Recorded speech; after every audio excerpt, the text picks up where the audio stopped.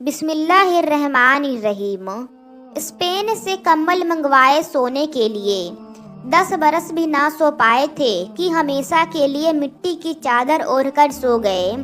بڑے سارے ڈیزائن دیکھ کر پلنگ بنوائے، بیڈ بنوائے، اور جب اٹھے تو ایک پل میں اٹھ کر چلے گئے اور جا کر مٹی کے بستر پر ہمیشہ کے لیے سو گئے۔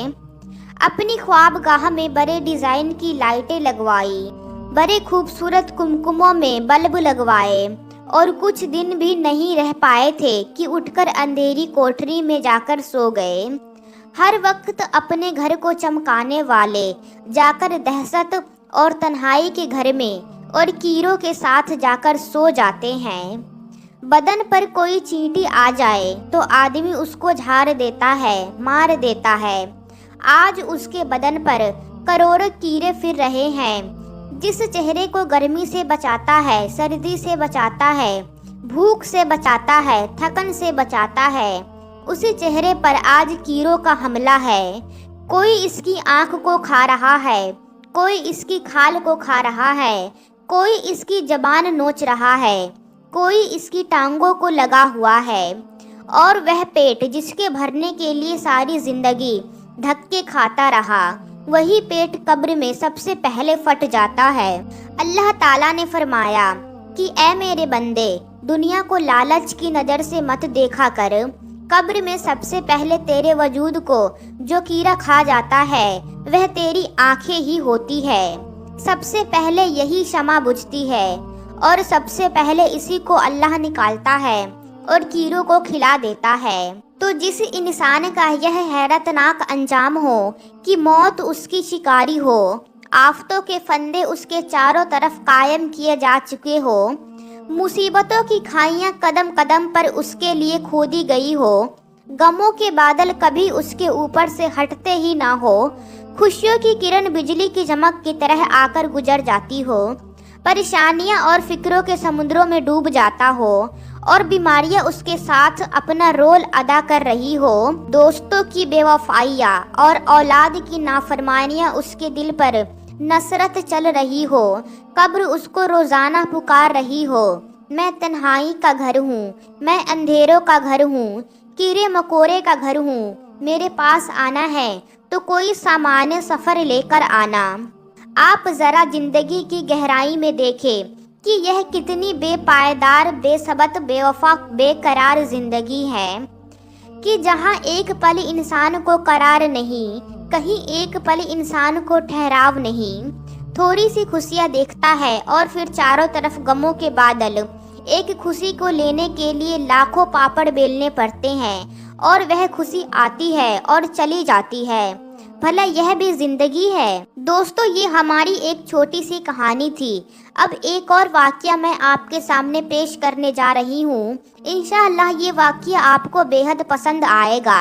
اس واقعہ کا نام ہے امام صاحب کا مرتبہ۔ آج میں ایک قصاب کی دکان پر بیٹھا تھا، تبھی اس قصاب کی دکان پر ایک نوجوان سفید لباس میں، چہرے پر داڑھی، سر پر ٹوپی، آنکھوں پر چشمہ لگائے دکان میں داخل ہوا۔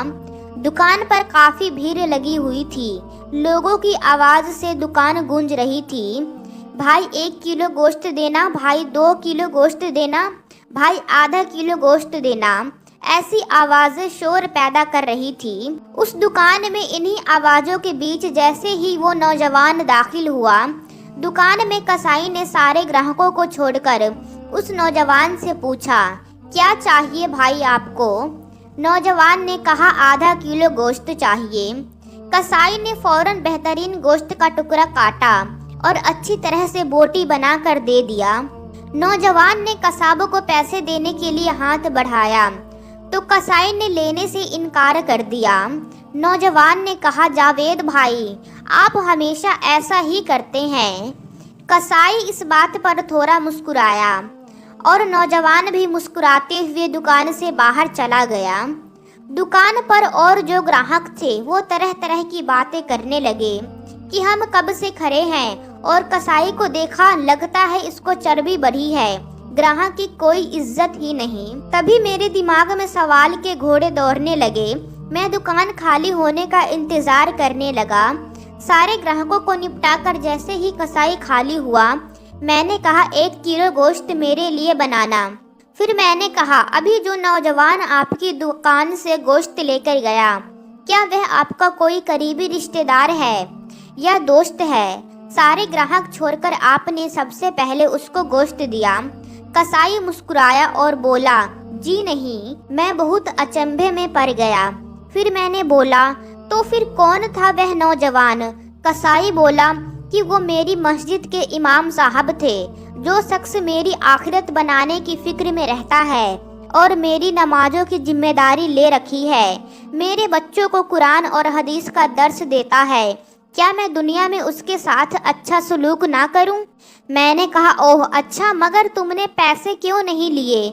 कसाई फिर मुस्कुराया और बोला क्या तुम्हें नहीं पता मस्जिद के इमामों को क्या दिया जाता है, कितनी तनख्वाह है उनकी? इतने का तो साहब आप लोग महीने भर में सिगरेट पी जाते हैं। मैं सोचने लगा वाकई बात में तो दम है।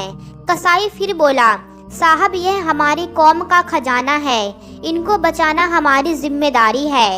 बाजार के तमाम दुकान वालों ने मिलकर एक फैसला किया है कि मौलाना साहब से कोई पैसा नहीं लेंगे।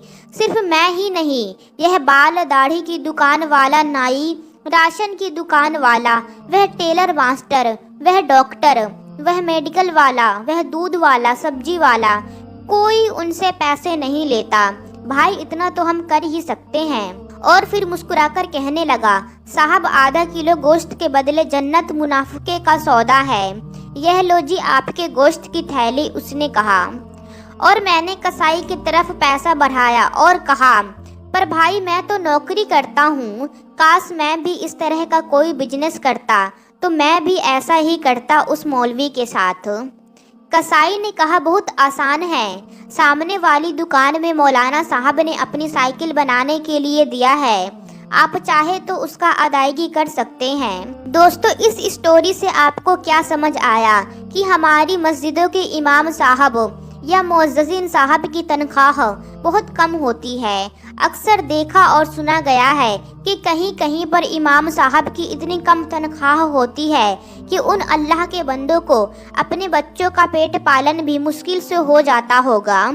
तो दोस्तों हम सबको चाहिए कि हमसे जितना हो सके हम उनकी मदद करें। अल्लाह की रज़ा के लिए आखिरकार वो भी तो हमारी मदद करते हैं, हमसे आखिरत की तैयारी करवाते हैं, हमें नमाज पढ़ाते हैं।